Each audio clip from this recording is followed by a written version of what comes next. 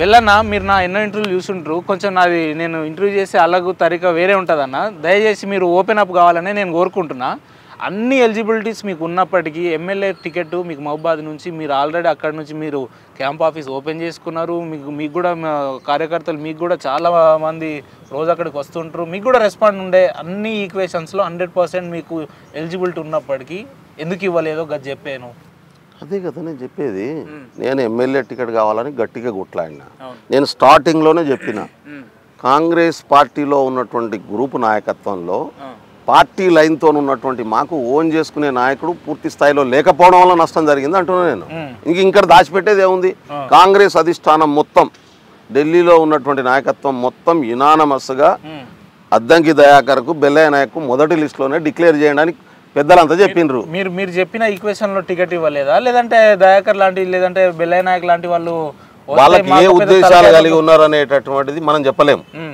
కానీ అక్కడ ఓన్ చేసుకొని మాట్లాడి కొట్లాడి తీసుకొచ్చేటటువంటి లీడర్షిప్ వాళ్ళ ప్రియారిటీస్ వేరు ఉండడం వల్ల వాళ్ళ ప్రియారిటీస్ మీద వాళ్ళు ఫోకస్ చేస్తున్నారు. పార్టీని బిల్డ్ చేయడానికి 100% మీ క్రెడిబిలిటీని చూపించుకున్నారు. ఎన్నో ఏళ్ళుగా పార్టీ లక్ష్యాలను మీ ప్రజల్లో చేరవేయడంలో మీరు దయాకర్ అన్న ముందుంటారు. ఇటువంటి మీరు ఈరోజు పార్టీ అధికారంలోకి వస్తే మాకు ఈ పదవులు ఇవ్వండి అని చెప్పి ఇంకా అడిగే స్థాయిలోనే ఎందుకున్నారన్న? ఇంటికే ఎందుకు పదవులు, మీ ఇంటికి ఎందుకు రావట్లేదు? ఇంటికి వస్తాయి పదవులు, వచ్చే పరిస్థితి ఎన్ని రోజులైనా పట్టవచ్చు, కొట్లాడాలి దానికోసం. కాంగ్రెస్ పార్టీ లైన్ కార్యకర్తల్లో ఎంత విస్తృతంగా పోతే, కాంగ్రెస్ పార్టీ సిద్ధాంతం ప్రజల్లో ఎంత విస్తృతంగా పోతే అంత ప్రియారిటీ మాకు పెరుగుతుంది.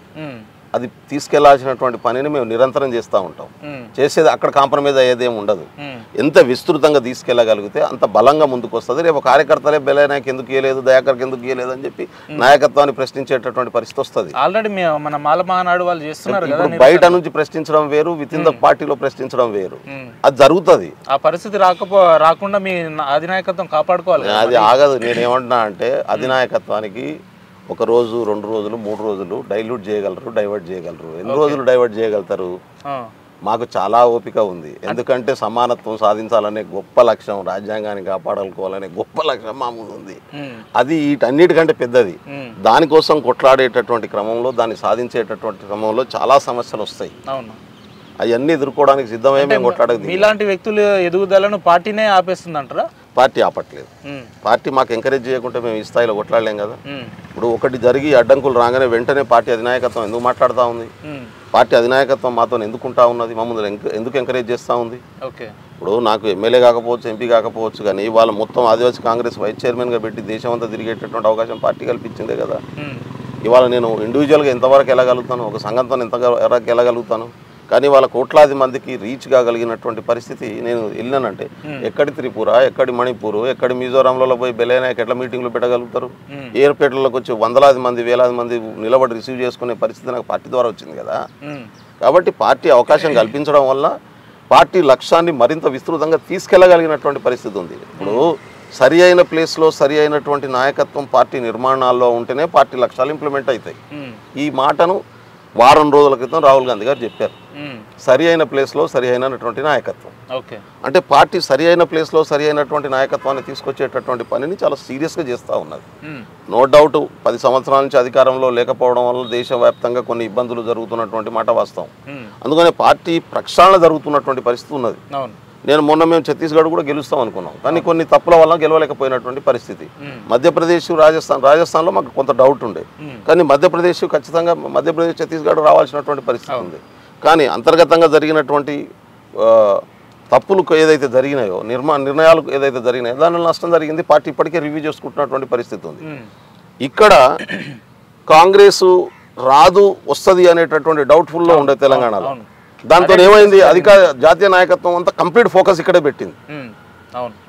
కొట్టింది, సమన్వయం సాధించింది.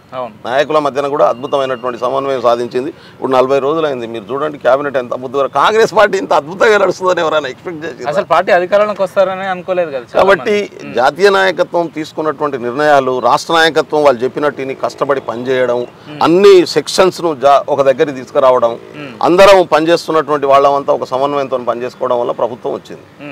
వచ్చిన 40 రోజుల తర్వాత కూడా ఏర్పడ్డటువంటి 12 మంది ఇప్పుడు మంత్రులు ఏదైతున్నారో చాలా సమన్వయంతో, చాలా జాగ్రత్తతో, చాలా అద్భుతంగా 24/7 పనిచేస్తున్నటువంటి పరిస్థితి ఉంది.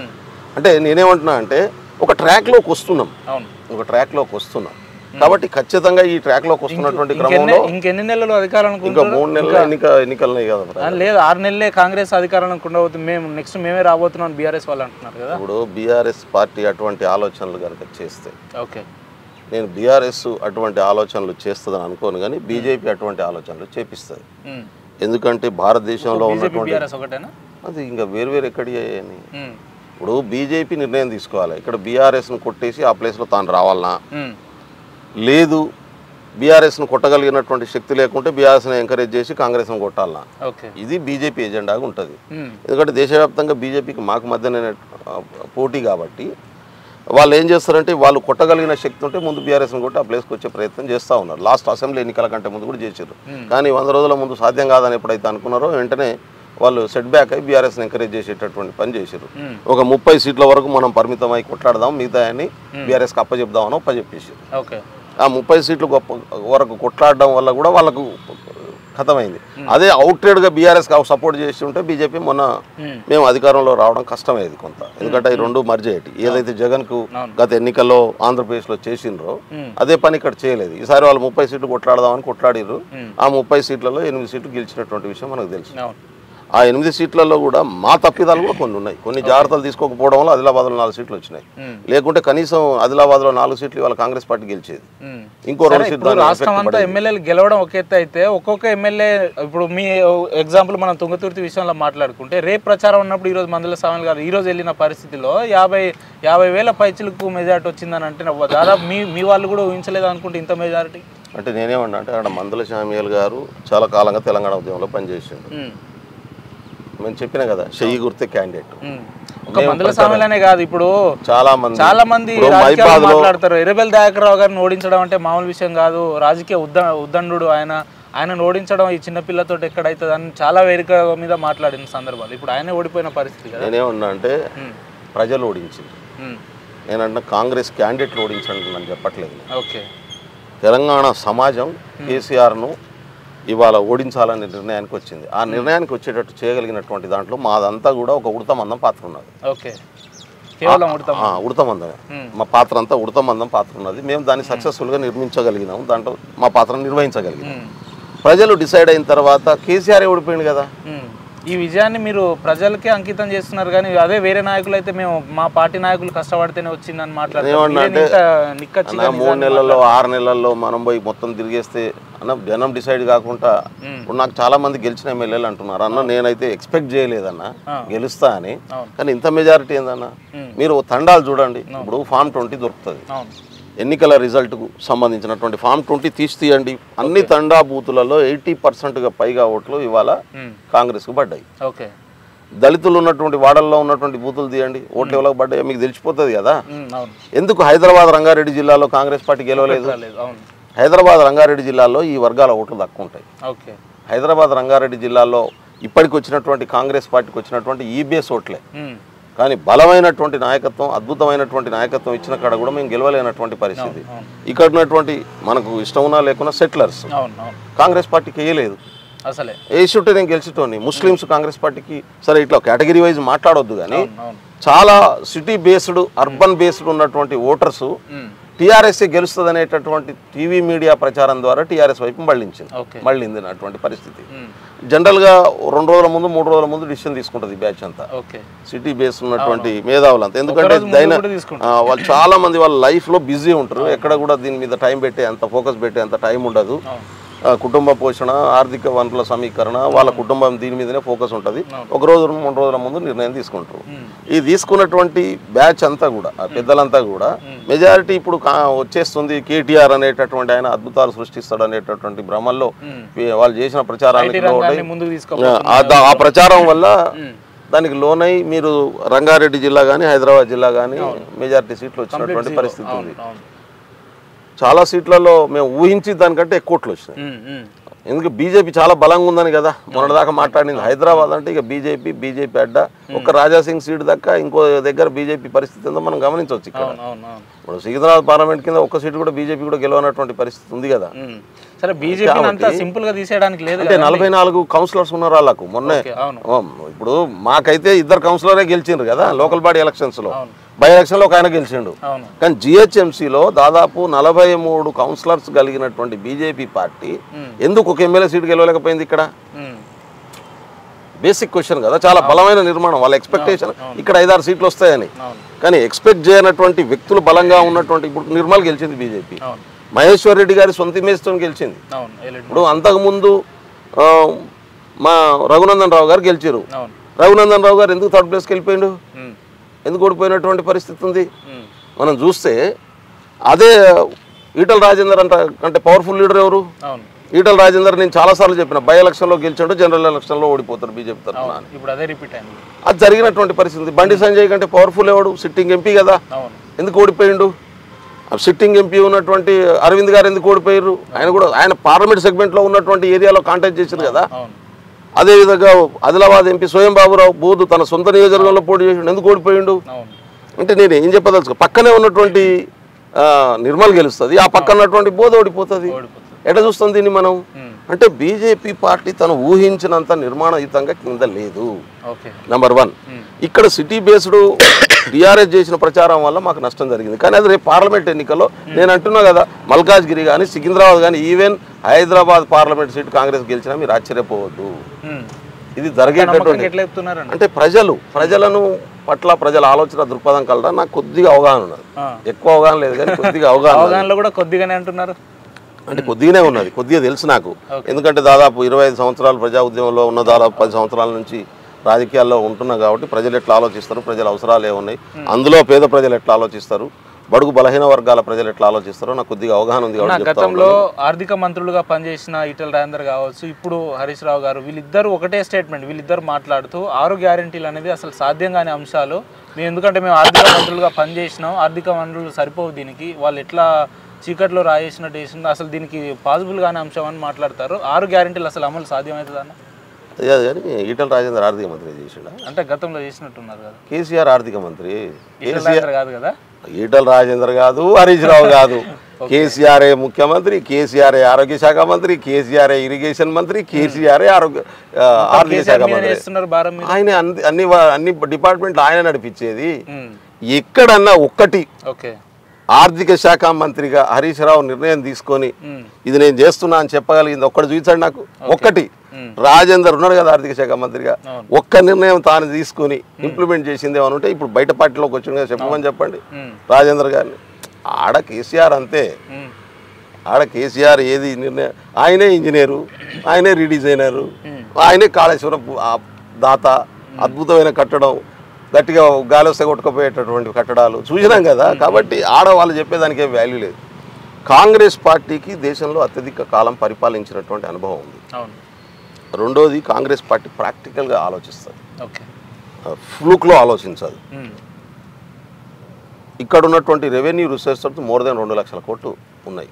అంటే మనకు వచ్చే ఆదాయం, తెలంగాణ ప్రజలు కట్టేటటువంటి పన్ను ద్వారా వచ్చే ఆదాయం ఈ ప్రభుత్వానికి 2 లక్షల పై కోట్లు.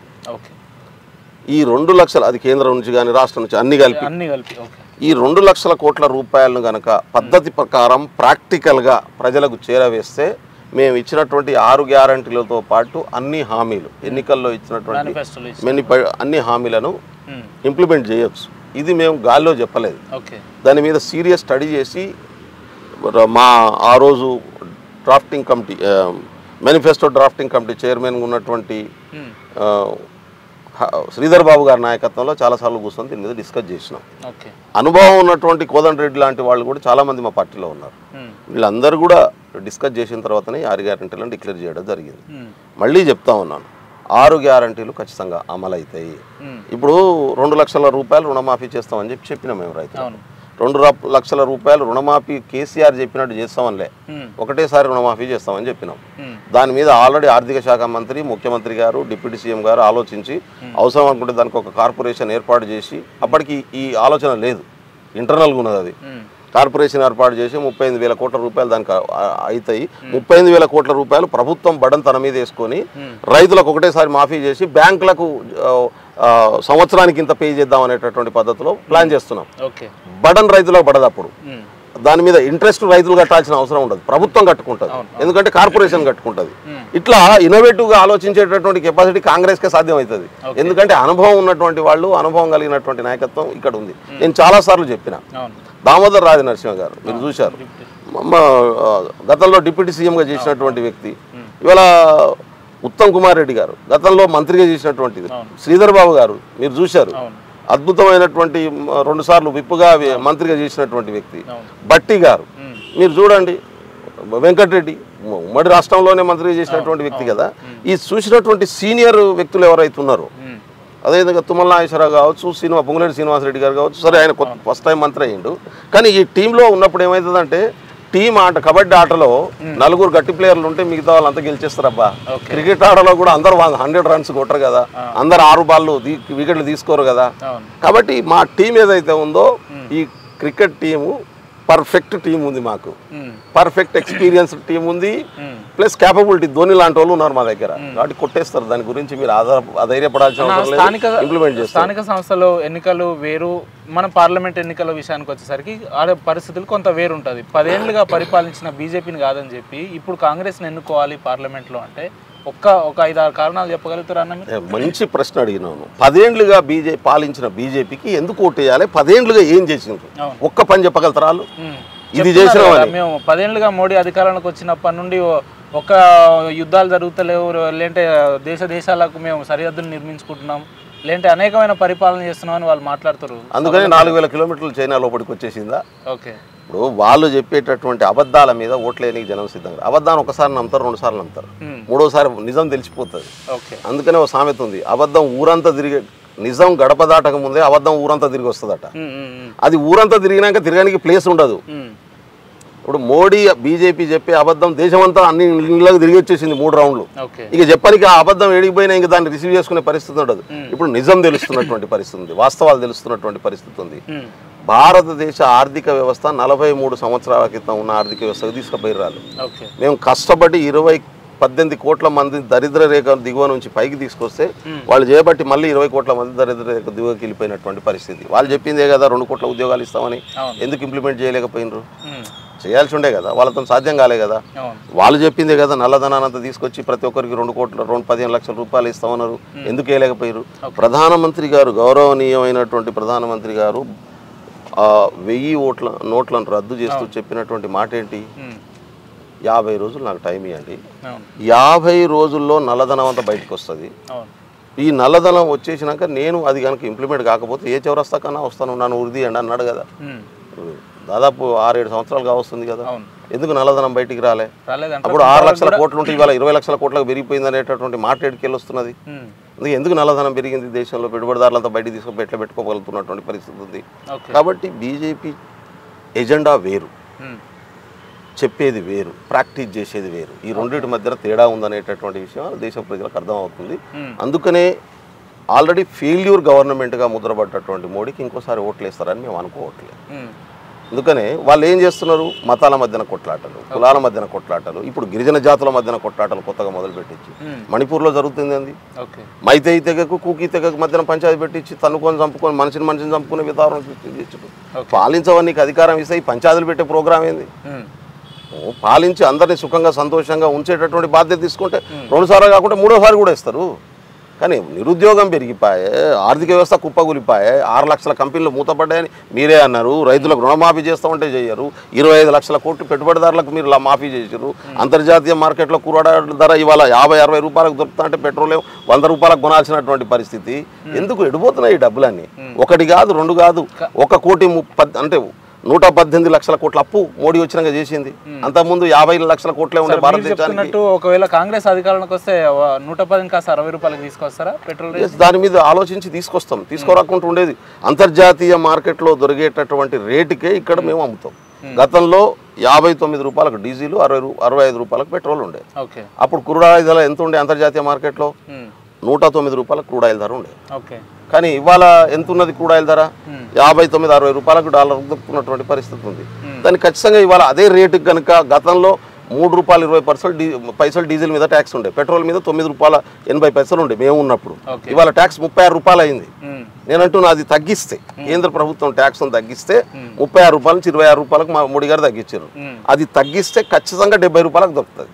మేము వస్తే ఆ పని చేస్తాం, చేయాలని మా కేంద్ర పార్టీకి పెడతాం, రేపు మేనిఫెస్టోలో పెట్టించే ప్రయత్నం చేస్తాం. సరే, రాజకీయ అంశాల మీదకి వస్తే ఇంత అనర్గళంగా గుక్క తిప్పకుండా మాట్లాడగలుగుతారు చాకచక్యం కలిగిన వ్యక్తి బెల్లనాయక్ గారు అని తెలంగాణ సమాజానికి కాదు, ఈ దేశంలో ఉన్న చాలా మటుకు అందరికీ తెలిసిన విషయమే అన్న.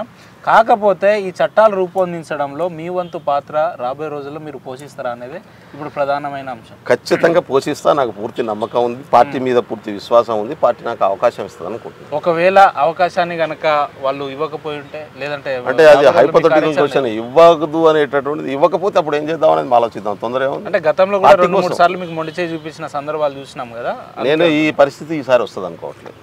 నాకు పార్టీ పూర్తి హామీ ఇచ్చింది, పార్టీ నాయకత్వం కూడా సీరియస్ గా ఉంది. మహబాద్ పార్లమెంట్ గా పోటీ చేయాలని మీరు సన్నద్ధం అవుతా ఉన్నారు, అవతల వ్యక్తి ఏమో కేంద్ర మంత్రిగా పనిచేసినటువంటి వ్యక్తి మీకు అపోనెంట్ గా ఉన్నారు, ఎట్లా సాధ్యమయ్యే అంశమేనా ఇది? ఇప్పుడు ఆయనకు చాలా సార్లు అవకాశం ఇచ్చింది పార్టీ, ఎమ్మెల్యేగా అవకాశం ఇచ్చింది, ఎంపీగా అవకాశం ఇచ్చింది, రాజ్యసభకు పోటీ చేయడానికి అవకాశం ఇచ్చింది. నాకు ఒక్కసారి కూడా ఒక్క అవకాశం ఇవ్వలే కదా, నాకు ఒక్క అవకాశం కూడా రాలే ఇంతవరకు. నేనేమన్నా అంటే ఒక అవకాశం ఇవ్వండి నాకు. చాలా మంది ఏం చేస్తారంటే, నాకు నచ్చనటువంటి వాళ్ళు కానీ, మాకు వద్దనుకునేటటువంటి వాళ్ళు కానీ, వీళ్ళు గెలవరని చెప్పేటోళ్ళు ఉంటారు. అవకాశం ఇస్తే కదా గెలుస్తామో గెలవమో తేల్చేది. ఇప్పుడు నాకు అవకాశం ఇవ్వడం వల్ల పార్టీకి మేలు అవుతుంది, 2 రకాల మేలు అవుతుంది. దేశవ్యాప్తంగా ఉన్నటువంటి ట్రైబల్స్ని ఆర్గనైజ్ చేస్తా, ఎట్లాగో చేస్తా. రెండోది, దేశవ్యాప్తంగా 16-17 కోట్ల మంది బంజారా కమ్యూనిటీ ఉంది, పెద్ద కమ్యూనిటీ ఈ దేశంలో. తెలంగాణ, కర్ణాటక, ఆంధ్రప్రదేశ్ తప్ప మిగతా ప్రాంతం అంతా 80% బీజేపీతో ఉన్నారు. 80% బీజేపీతో ఉన్నారు. గుణాంకాలతో సహా చెప్తున్నారు. నాకు ఎందుకంటే దేశం అంతా తిరిగినా కాబట్టి, అన్ని రాష్ట్రాల్లో మీటింగ్లు పెట్టినా కాబట్టి, నేను కాంగ్రెస్ పార్టీ పార్లమెంట్ మెంబర్ని అయితే మెజారిటీ ఈ సామాజిక వర్గాన్ని కాంగ్రెస్ పార్టీ వైపు తీసుకురాగలను. ఆ అవకాశం నాకున్నది, నాకే ఉన్నది, మిగతా ఎవరికి లేదు. అది ఎందుకు అంటే, నేను ఈ గత 25 సంవత్సరాలు నా ట్రాక్ రికార్డు, పనిచేసినటువంటి ట్రాక్ రికార్డు ఉన్నది కాబట్టి, దాన్ని చూసి ఖచ్చితంగా ప్రజలు విశ్వసించి నాతో పాటు పార్టీలకు ఎక్కువ మంది వచ్చేటటువంటి అవకాశం ఉంది. మధ్యప్రదేశ్లో నేను ఒక మీటింగ్ పెట్టి లాస్ట్ టైం కమల్నాథ్ గారిని కలిసి కొందరిని అటాచ్ చేసిన. ఫస్ట్ టైం బంజారా కమ్యూనిటీ నుంచి ఒక డిఎన్టీ పార్టీ విభాగానికి ఒక అతన్ని చైర్మన్ పెట్టిండ. నాకేమన్నాడంటే, నువ్వు టికెట్లు ఇవ్వమంటే టికెట్ల కోసం అయితే ఇట్లా నీ చేయాల్సిన పని చేస్తే నేను ఇస్తా అన్నాడు ఆయన. మనోళ్ళకు చెప్పిన 2 టికెట్లు ఇస్తా అంటున్నా, మీరు పని చేయండి. సరే, చేయలేకపోయినారు. నేనేమన్నా టికెట్ తీయడం తర్వాత సంగతి, పార్టీ పొజిషన్స్ ఇవ్వమని చెప్పిన. ఎవరికి ఇస్తారనేది మీ ఇష్టం, పార్టీలో పనిచేస్తున్న వాళ్ళకి ఇవ్వండి. ఆయన ఇమ్మీడియట్గా నెక్స్ట్ డే పార్టీ పొజిషన్స్ ఇచ్చాడు. దాని నుంచి పార్టీ పొజిషన్లో లీడర్షిప్ రావడం వల్ల ఏమైందంటే, ఒక ఎలివేషన్ పెరిగింది. దాని నుంచి ఒక సెక్షన్ ఆఫ్ బంజారాస్ బీజేపీని వదిలిపెట్టి కంప్లీట్ కాంగ్రెస్ వైపు షిఫ్ట్ అయినటువంటి పరిస్థితి ఉంది. ఇది నేను మహారాష్ట్రలో చేయగలుగుతా, మధ్యప్రదేశ్లో చేయగలుగుతా, పంజాబ్లో చేయగలుగుతా, హర్యానాలో చేయగలుగుతా, ఢిల్లీలో చేయగలుగుతా, 1,25,00,000 మంది ఉన్న యూపీలో కూడా చేయగలుగుతా. ఎందుకన్నా బెల్లనాయక్ గారు తలుచుకుంటే ఏఐసిసి స్థాయిలో పదవులు పొంది అర్హత ఉన్నప్పటికీ ఎందుకు మన క్షేత్ర స్థాయిలో ఒక ఎమ్మెల్యే, ఎంపీ పదవులు రావడానికి ఇంత ఇబ్బంది పడుతున్నాడు? ఈ పార్టీలో అన్ని వర్గాలకు ప్రాతినిధ్యం వహించేటటువంటి నిర్మాణం ఈ పార్టీ కలిగి ఉన్నది, వహిస్తుంది. చెక్ అండ్ బ్యాలెన్సెస్, డెమోక్రసీని మిస్యూజ్ చేసేటటువంటి వ్యక్తులు కూడా ఈ పార్టీలో ఉంటారు. ఇంప్లిమెంట్ చేసేటటువంటి వ్యక్తులు, కాపాడుకునేటటువంటి వ్యక్తులు, దాన్ని మిస్యూజ్ చేసేటటువంటి వ్యక్తులు, అది ఉన్నది కాబట్టే కొన్ని ఇబ్బందులు ఉంటాయి.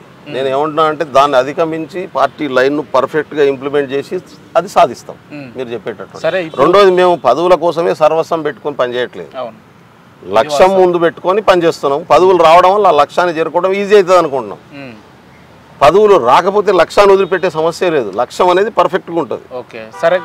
నిన్న మనం చూసినట్టు అద్దంకి దయాకర్ గారి విషయంలో జరిగిన పరిస్థితే మీకు వస్తుంది అని చివరి నిమిషంలో రాకపోతే బెల్లనాయక్ గారి కార్యాచరణ అంటే, నేను అదే మళ్ళీ చెప్తున్నాను, కార్యాచరణ ఆ రోజు ఉండేటటువంటి పరిస్థితుల ప్రకారం నిర్ణయం తీసుకునేది. ఓకే, కార్యాచరణ చాలా సింపుల్.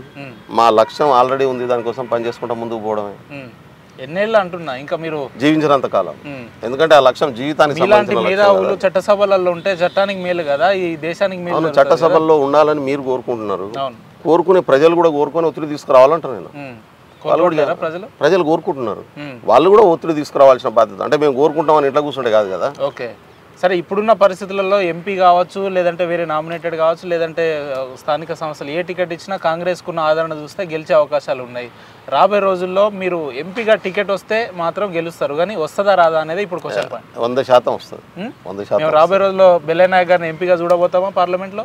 పక్క చూస్తారు. రైట్ అన్న, మీ వ్యక్తిగతంగా నేను కోరుకుంటున్నా, మీ నియోజకవర్గ ప్రజలు ఆశిస్తున్నట్టు మీకు రాబోయే రోజుల్లో పార్టీలో మంచి ఆదరణ రావాలి, మీరు ఎంపీగా నిలబడి అనేకమైన సేవలలో మీ భాగం ఉండాలని చెప్పి మేము మనస్ఫూర్తిగా కోరుకుంటున్నాం అన్న. పొద్దునే మిమ్మల్ని ఇబ్బంది పెట్టినా క్షమించాలన్నా. థ్యాంక్ యూ అన్న. Thank you. ఇబ్బంది పెట్టలే, నాతోని నాకు ఈ అవకాశం కల్పించినందుకు మీకు ధన్యవాదాలు. థ్యాంక్ యూ అన్న. థ్యాంక్ యూ అన్న.